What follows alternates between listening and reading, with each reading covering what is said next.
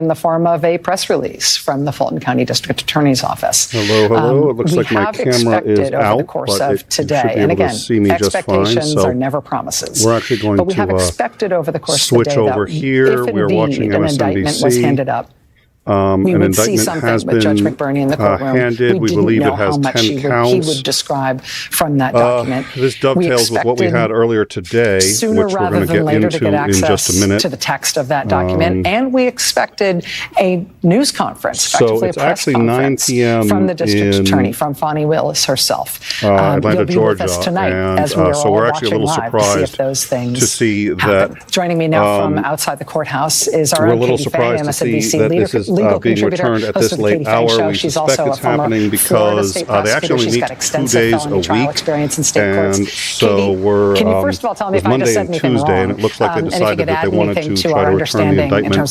today.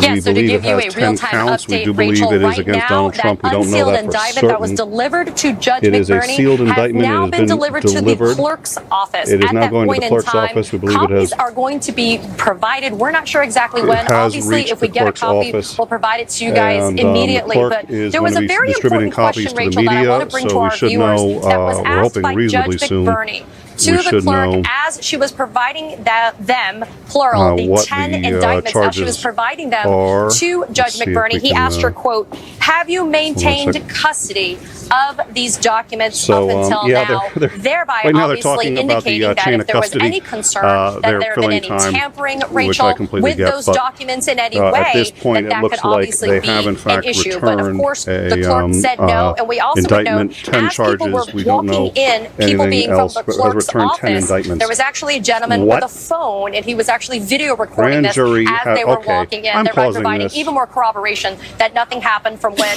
the... Really? The grand jury has returned 10 indictments? Oh,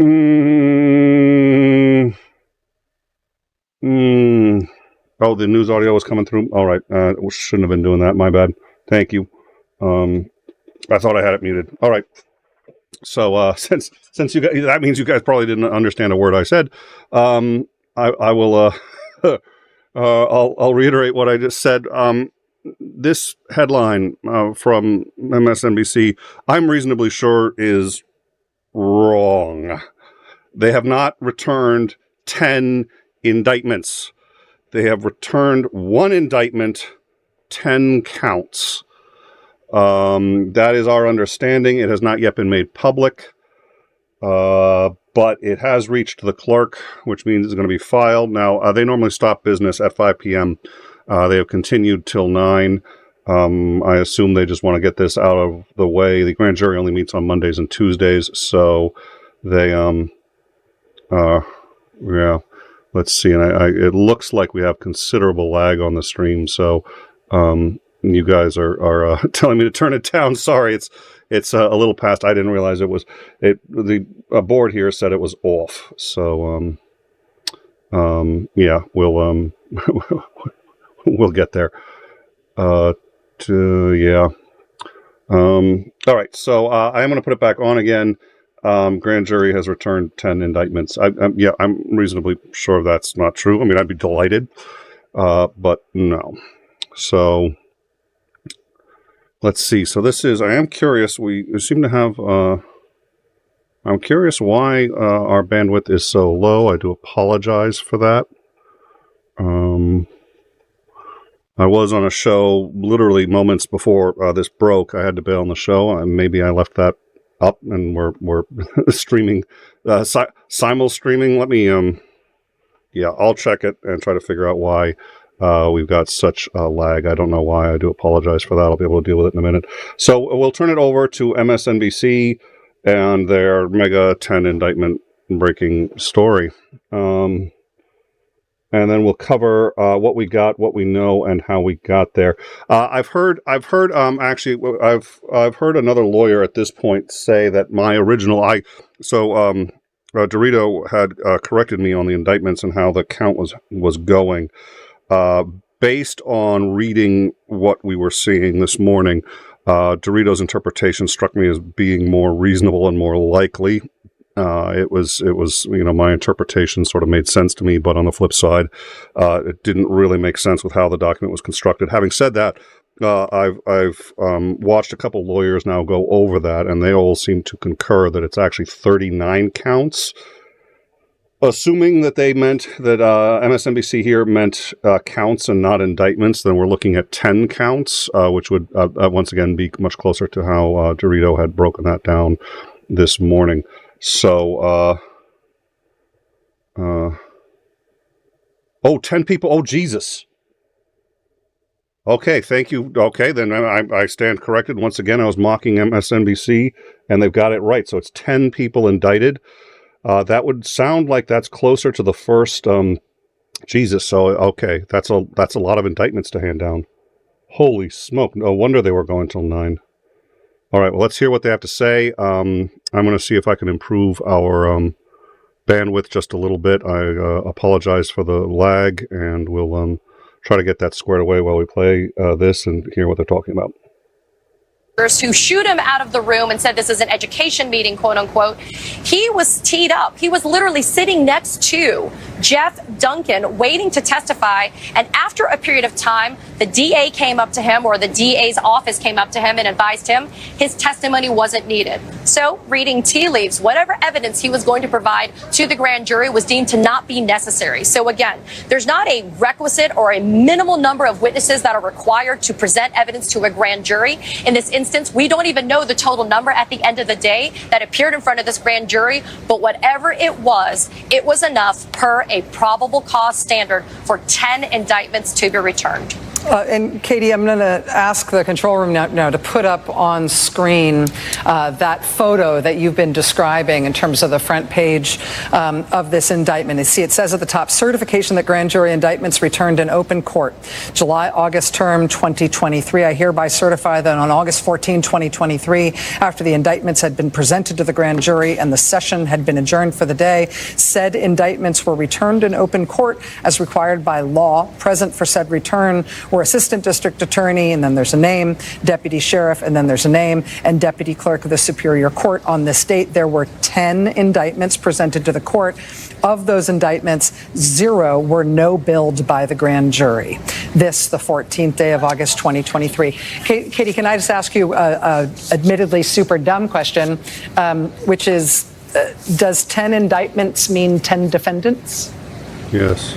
At least we are. No, 10 indictments could be multiple co-defendants in each indictment. We don't know. I will give an update in real time to you, Rachel, and our 10 viewers. The clerk's office advising, worst case scenario, it could take 3 hours before the court documents are released. And so at this point in time, we are still going to be on a wait and see stage. However, Rachel, to your question as well, what we are going to see, though, on each of those indictments is, as I relayed earlier, you're going to see an identification of defendants on the left side of the first page of that indictment, a recitation of the charges as they're set forth on the right side of that first page of the indictment. Below each of the defendants, if there are multiple defendants, you will see the charges that apply to each one of them. But also, critically important, the names of the grand jurors will be included in each of those indictments, meaning each of those. Yeah, their lives are about to change. All right, so let's talk about what we have, what we know, and what In Time is going to do going forward so that we can cover this to the best of our ability without wasting anybody's time. So, okay, a lot has happened, and it has progressed rather rapidly. We had a leak earlier today that we covered of a number of charges. We're not sure entirely how to read that document. Doritos read was probably most reasonable of it, and would indicate what was probably close to 10 charges. My read of it was 10 counts total is what it looked like. Probably 4 or 5 charges. I didn't do the math on it. I could. It doesn't matter right now.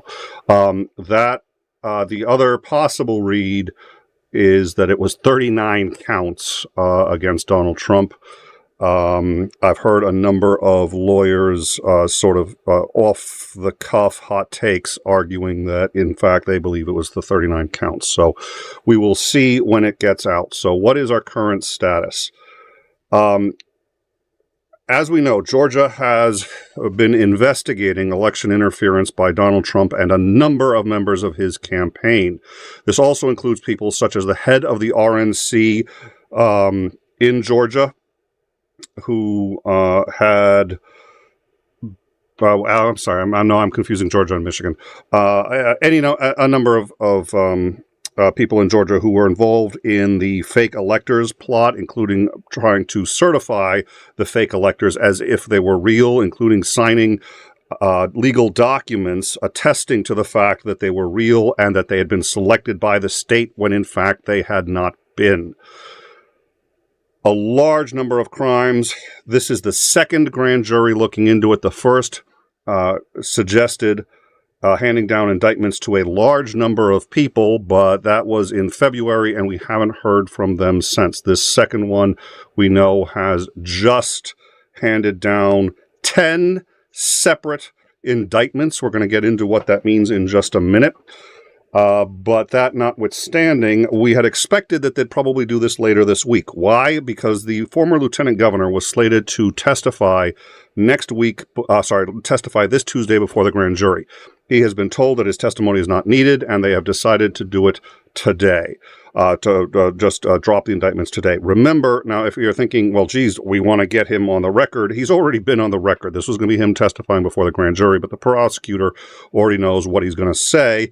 And for whatever reason, they didn't want him on the record publicly for a grand jury. They felt they didn't need it, probably felt for some reason they didn't want it. I can think of a number of reasons why they would do that.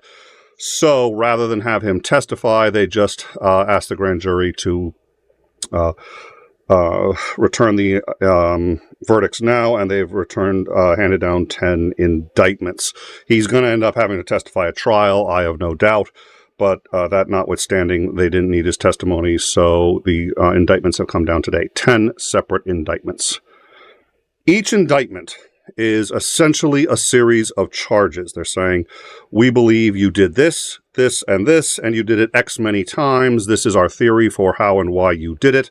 This is, what we believe you've done, why you did it, and why you think you should be found. We think you should be found guilty and should suffer the consequences. That's an indictment.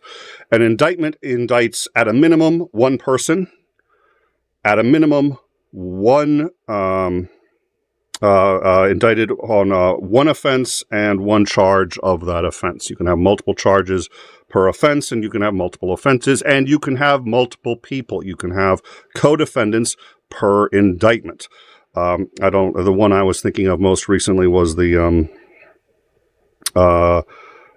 three, and there are times when you want to try people together under one indictment, and there are times when you want to try them separately. I'm thinking of the three men. I forget where it was. It was a while ago. 3 white men who came up and shot a black man. They had heard that there were thefts in the neighborhood, yada, yada, yada. All 3 men were tried together. It was a single indictment indicting all 3 of them on several counts, murder, yada, yada. On the previous indictment, we know Trump has been indicted in the classified documents case. In addition, his body man, his personal valet, has a charge on that indictment, as does now the property manager of Mar-a-Lago, and they're superseding indictments. So you can include multiple people if it's all associated with the same crime. So what are we looking at here? We're looking at 10 separate indictments. So we're probably going to be looking at, it's possible they could have Trump listed individually on all 10 of them. If there's a benefit to that, I can't fathom what it is. It is more likely 1 or 2 of the indictments are going to be principally about Trump. Then there's going to be a couple of indictments about other people, and Trump may end up being sort of ancillary as a co-conspirator on a few, and there will probably be indictments that have nothing to do with Trump. I suspect we're looking at a minimum, we're going to be looking at, I think, we're looking at more than 10 people. I think we're going to be looking at a lot more than 10 people. I think we're going to have probably a different person. Like I said, some of the indictments may just be of Trump. I find that unlikely. 10 indictments, we're looking at a lot of people. So there's no reason to do 10 if it's just going to be Trump. So it could be any combination. That's it. We don't know. What we do know is that they have now returned 10 indictments. So the judge has seen the indictments. He has read the indictments. He has passed them on to the clerk. The clerk is now saying that they will release them today, which is, that's awfully considerate, considering it is now 9 p.m. their time, so they're going to have to work on this through the night. They believe it will take a minimum of 3 hours to release them, and they will release them to the press, yada, yada, yada. So within about 3 hours, we should know what the 10 indictments are. I expect them to be complicated, ladies and gentlemen. It is going to be a long night. So In Time is going to do the following. We are going to wrap this up. I don't think there's any point in us hanging around while we're waiting for this to happen. If you would like to follow us tonight, we will cover once these indictments are released, and we will cover to the best of our ability what they are, go through them from beginning to end. Again, we're expecting that in roughly 3 hours. Make sure you like, subscribe, hit the bell so that you get those notifications. I am aware that a number of people aren't getting their notifications. Welcome to YouTube. We'll also be discussing this on the Discord, but I think this is going to be worth going through the indictment tonight as it comes out. So 9, 10, 11, 12, we're looking around midnight Eastern. We believe that these indictments are going to be released sometime around that, and we'll be ready. So keep an eye out, and you know what I'm going to do? I'm going to do this. Before we go, I am going to create a show for it so that you can bookmark that and you will be able to know. Let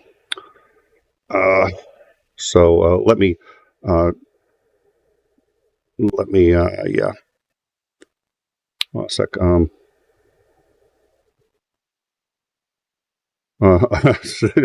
He's reading the, my understanding was he read it. If he didn't, then he didn't. That was my understanding. It certainly wouldn't be the first time that. Let's see. All right. So here's what we're going to do. I am going to create a show. We're just going to do another breaking news show.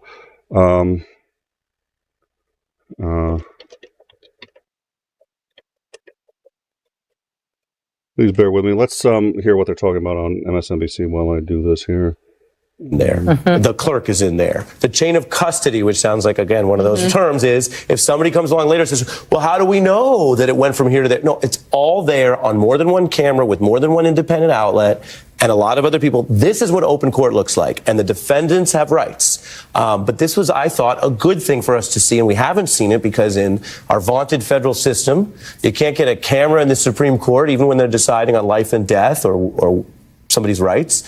You can't get a camera into a criminal trial where someone could end up being executed. That's pretty antiquated. This is open court. And when it comes to the trial on these charges, if indeed these indictments do produce charges that go to trial, it will be up to the judge as to whether or not there is a camera there for the entire trial. But the strong presumption in Georgia is that there will be. And this is Trump's nightmare. I mean, Trump wants to be the only arbiter of truth and reality among his very vibrant, healthy base of political supporters. So this is not what Trump wants. He wants to be the only one telling them what is and isn't. And it's his biggest nightmare in terms of controllability. There is no theoretical Trump control over this case at any stage. Yeah, a couple of interesting things about Georgia, and I'll get into that in a minute. And we've talked about some of this. I have just dropped a link to the show. We have a show on standby.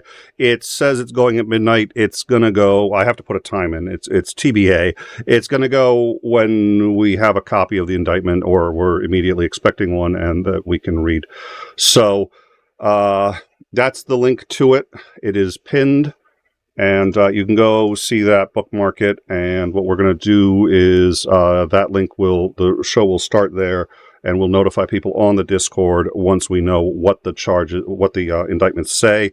But if it's going to take 3 hours to drop these indictments, we're not. There's no point in waiting and wasting your time. So that's what we're going to do. Georgia is, and I've said this before, Georgia's pissed. Georgia is really pissed at Donald Trump, and we've heard before, and I think that there is some possibility that they're really going to do a mugshot on him. It looks like they are going to have cameras in the courtroom. And the reason is they're really pissed at what he did. He genuinely tried to subvert their election. I think even people who voted for him thought much of what he did was really over the top and crossed a lot of lines. So we're going to see, but we've talked about this from the beginning. This is the indictment that I think is actually most dangerous to him. He cannot pardon himself on this one. It's the only one so far that he would not be able to pardon himself on. No, that's not true. The New York one, he can't either. But it's the only one with criminal liability. It also looks like it may keep him from being on the ballot in Georgia, which means he would lose re-election, almost certainly lose re-election during the election. And re-election? Is it really re-election if he's not you? You know what I mean. Apologies.